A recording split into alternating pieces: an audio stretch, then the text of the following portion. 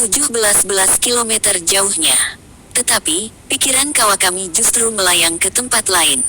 Merenungkan sejarah teleskop yang digunakannya, Kawakami menyimpulkan bahwa Shogun saat ini, Iemochi, mungkin adalah keturunan Kugawa terakhir yang mampu memegang kehormatan tertinggi. Pertanyaannya tentu saja adalah siapa yang akan muncul selanjutnya. Sebagai komandan polisi rahasia Shogun, Kawakami bertugas melindungi kejayaan rezim Kugawa. Sebagai abdi setia kaisar, yang saat ini tak mempunyai kekuasaan, tetapi dianugerahi mandat mutlak para dewa, maka tugas Kawakami adalah melindungi negara. Pada masa-masa kejayaan kaisar dahulu, dua tugas ini tak dapat dipisahkan, tetapi sekarang keadaannya lain. Kesetiaan adalah prinsip samurai yang paling fundamental. Tanpa kesetiaan, seorang samurai tak akan berarti apa-apa. Bagi Kawakami, yang telah melihat makna kesetiaan dari berbagai sudut apalagi menyelidiki kesetiaan seorang samurai adalah tugasnya semakin lama semakin jelas bahwa masa-masa kesetiaan terhadap seorang tuan akan berakhir.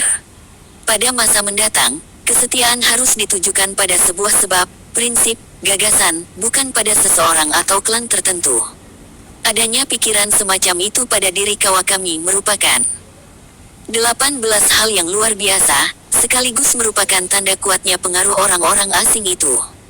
Kawakami mengubah fokus teleskop dari puri-puri bangsawan ke arah teluk. 6 dari 7 kapal yang membuang sau adalah kapal perang. Orang-orang asing. Mereka telah mengubah segalanya. Yang pertama adalah kedatangan armada kapal hitam 7 tahun lalu, yang dikomandoi oleh si Amerika yang sombong, Perry. Kemudian, diikuti dengan perjanjian dengan bangsa-bangsa asing yang mempermalukan Jepang, karena perjanjian itu memberi hak kepada orang asing untuk masuk ke Jepang tanpa harus tunduk kepada hukum Jepang. Itu sama saja seperti disiksa dan diperkosa dengan cara yang paling mengerikan, tidak hanya sekali tetapi berkali-kali. Sementara orang Jepang tetap dituntut untuk tersenyum, membungkuk, dan mengekspresikan terima kasih. Tangan Kawakami mengepal seperti sedang menggenggam pedangnya. Betapa melegakan jika dia bisa membunuh semua orang asing itu. Suatu hari nanti, pasti. Sayang sekali hal ini bukanlah saat yang tepat. Istana Edo adalah benteng yang terkuat di seluruh Jepang.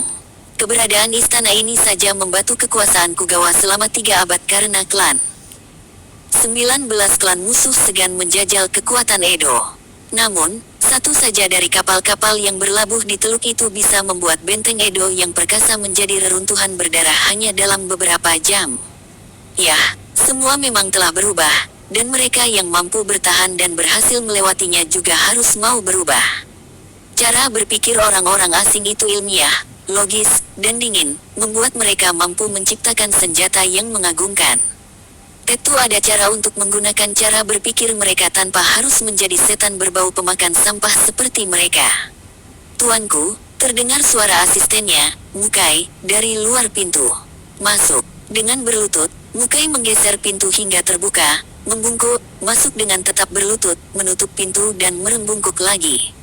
Kapal yang baru datang adalah Bintang Bethlehem. Dia berlayar dari San Francisco, di kawasan pantai barat Amerika 5 minggu lalu, dan singgah di Honolulu, Kepulauan Hawaii, sebelum menuju ke sini.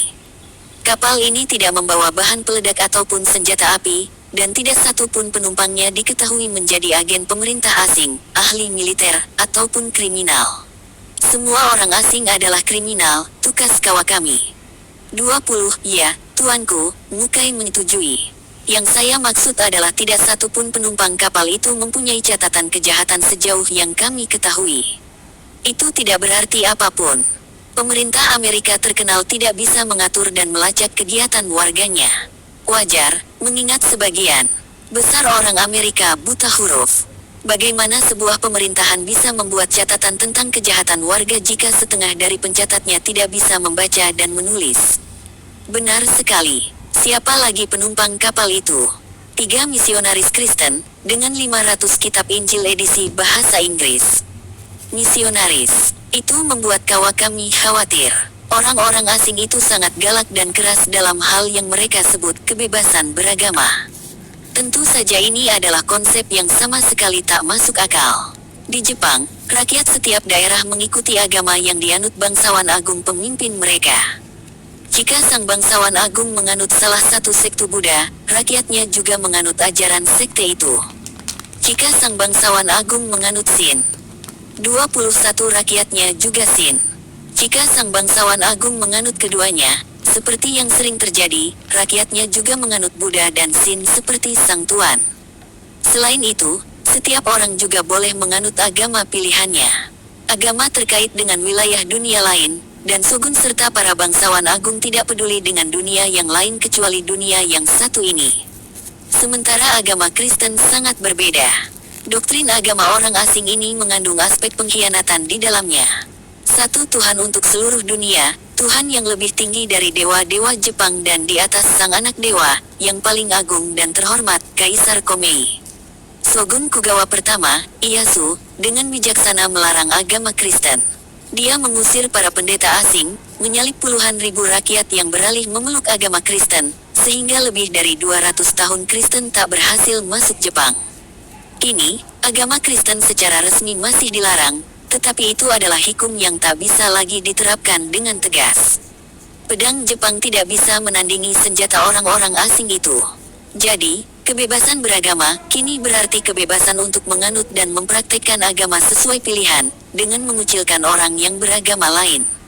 Kondisi ini selain menimbulkan 22 anarki yang bisa berakibat buruk, juga bisa menjadi dalih orang-orang asing untuk mengintervensi dengan alasan melindungi saudara seagama mereka. Kawakami sangat yakin, hal inilah yang sebenarnya menjadi alasan mereka menekankan kebebasan beragama. Siapa yang akan menerima para misionaris ini?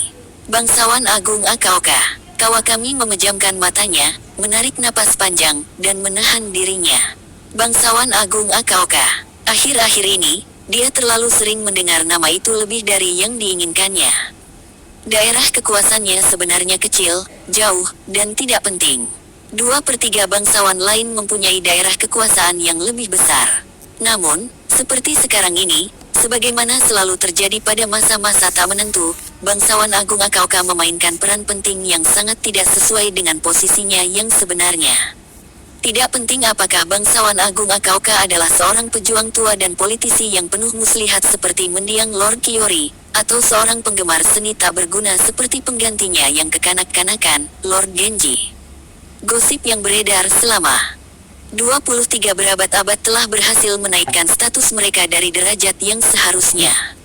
Gosip tentang kemampuan meramal masa depan yang mereka miliki. Kita seharusnya menangkapnya ketika terjadi peristiwa pembunuhan wali kaisar. Pembunuhan itu adalah perbuatan kaum radikal yang anti orang asing, bukan para simpatisan Kristen, kata Mukai. Lord Akaoka sama sekali tak terlibat. Kawakami mengerutkan dahi. Kata-katamu mulai terdengar seperti orang asing. Menyadari kesalahannya, Mukai membungkuk rendah, ampun, tuanku. Hamba salah bicara.